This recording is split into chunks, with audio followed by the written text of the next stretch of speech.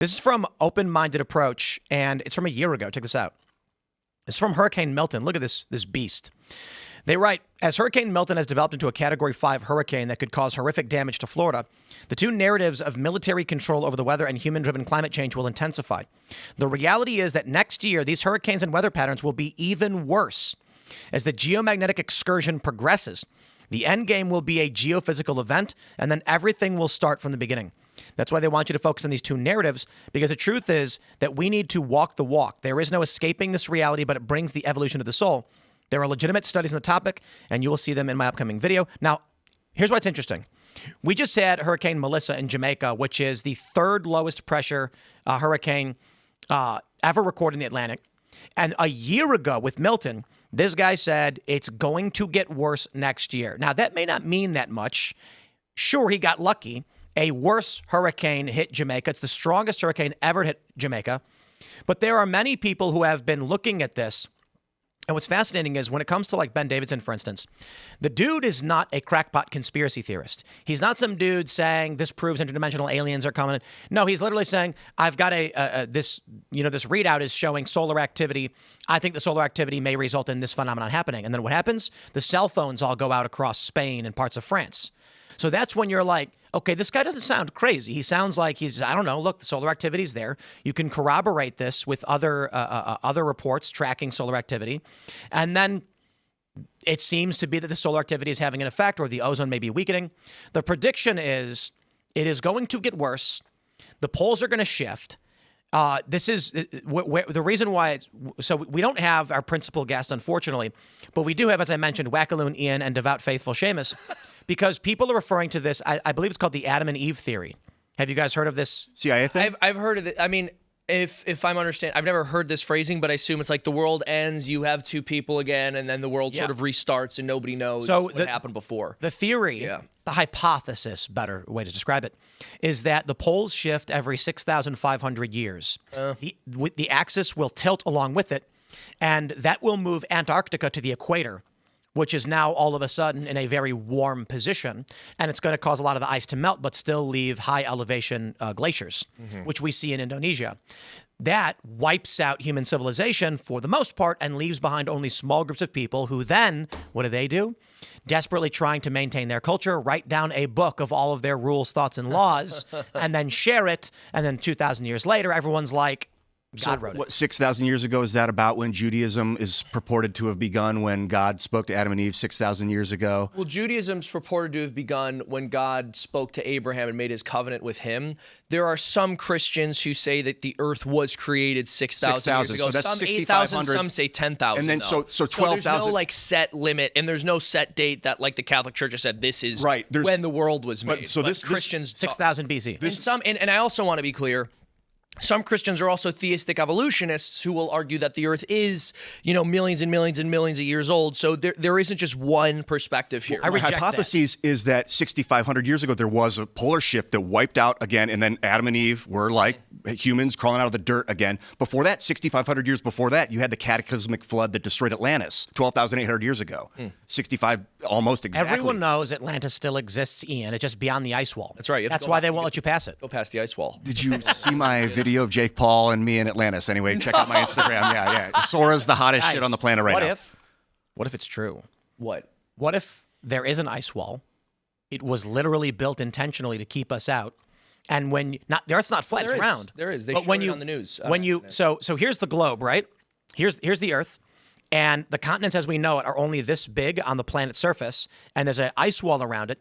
And if you fly outside of the ice wall, there's a bunch of other continents like Tartaria and Atlantis. And the reason why we're isolated here, somebody's got to mine the cobalt. They did. Well, there is, and they showed it on the news accidentally. It was a news blooper. And so you can see the news blooper where they're showing Antarctica, and then they go, oh, we're above the ice wall. And everyone's like, you weren't supposed to show that, you silly goose. And humans are really advanced over there. They're flying around, and they're immortal. Pull up the video from the Twitter you had up of the hurricane itself, because I want to show how this probably is connected to solar activity. Look, see how on the left you have the hurricane. Then on the right, watch another spinning gyration forms. That's not wind. That's magnetism making that appear on the right. It's like two spinning objects, like a dual black hole. I have rotating. no idea why you're claiming it was magnetism. Ian. That's It's probably just low pressure and high pressure. It might not be magnet. You're right. It might be other forces, but it's not wind. It's not just wind that's causing this. I just want to point appear. It something just out. appears. You know. We only, as humans, recently discovered the electromagnetic spectrum, and we try And the gender spectrum. That was a recent development. Yeah. So for a while, we didn't know any of these Also things electric, were on spectrums. yeah. Yeah. But I'm just saying, like, to Ian's point, imagine ducks trying to figure out like why the water is flowing in the river. That's how I feel. There's gonna be some entities, angels, demons, God, whatever it is. Something's looking down on us, being like, how cute. Well, and this is what's fascinating to me, right? To me, this is the more interesting exploration is the way humans interact with weather. When all of humanity seems to have had a specific perspective throughout all of history, it's not to say that that perspective is correct, but it is to say there is something in our humanness that leans in the direction of believing that. And even if it's a misdirected instinct, we should probably know what it is. Because people for all of history have linked weather and weather patterns to the behavior of human beings and whether or not we're behaving morally. So in ancient times, people would sacrifice their children on altars so that the sun would come up the next day and so that they would get good crop yields. And the left would even mock Christians for saying the reason certain tragedies happen is because God's upset because we're slaughtering infants. And then they would turn around and go, and that's silly because the obvious reason those tragedies happen is because you're driving an SUV and that's very immoral. So everyone seems to have this belief that climate and weather are affected by human moral behavior, which is fascinating. And what is it in us that wants to believe that? What if the only like true religion is there's some just like up in heaven or in the clouds, I don't know how you describe it, there's some like Mesopotamian dude with like leaves covering his junk, and he's got a little clicker, and every time there's an abortion, he clicks it. And then he goes, let's see, what are we at? 3,943,000. Ooh, just shy of 4 million. Hurricane. No, the left thinks it's the opposite. He's like, didn't have enough abortions. We have to flood the world with climate change. Like we have to. That's what I'm saying. He's like, just shy of 4 million. You didn't make it, so he hits a hurricane. I think I asked God. I was like praying. I was like, "What will I be judged for my sins?" And he was like, Yep. You will all be judged for factory farming." And it was real. Like, damn, bro. Like, if you want to talk about, we're paying the price for what we're doing to the species on.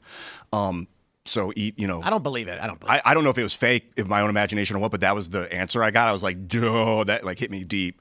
I think that there is something to human sacrifice. I know it's a funny thing to say. There is some. That's why I stuttered. But there is something to blood sacrifice because blood has iron in it that's magnetic, and the sun is magnetic. That is called a spurious correlation. Yeah. Well, this is what I want to talk about. You're like, why do of. people think they're connected to the weather? I think it's the iron, the magnetic materials The in your amount of body iron in your connected. blood is not going to change weather. The Aztecs thought it did, so because they were nuts and they sacrificed I know, but babies. they had a whole culture around it. Like they really believed it. Yeah, because they're stupid. Well, I also and the conquistadors showed up and they were like, "Good God, what are these people doing?" My theory. So and the left are like, the indigenous culture was right. But I think it might have worked. It's just at what cost? Like it did something, but at what cost? Like a cost that we won't pay. No, I don't think it did anything. I think they were nuts. It caused what happened was the clouds blood to- sacrifices worked, and it made the weather so good that weather was good enough for the Europeans to build ships to go over there and stop them. So it backfired. It actually like completely backfired.